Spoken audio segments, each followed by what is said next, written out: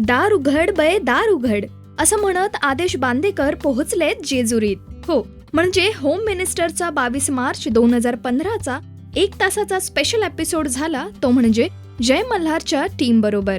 खंडोबा, म्हाळसा आणि बाणाई हे त्यांच्या खऱ्या रूपातून थोडे बाहेर निघून खूपच वेगळे दिसले.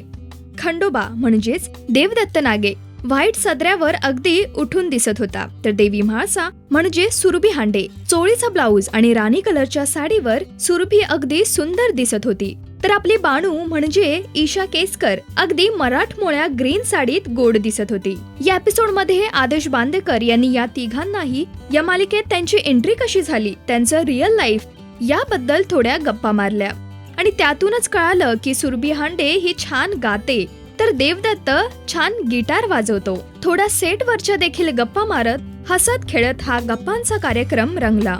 इतकंच नाही, होम मिनिस्टर मध्ये वहिनी नाहीत तर कसं चालेल, तर या भागात देवदत्त नागे यांची बायको कांचन देवदत्त नागे या देखील सहभागी झाल्या. त्याचबरोबर देवदत्तचा मुलगा निहार हा देखील या एपिसोडचा एक भाग बनला.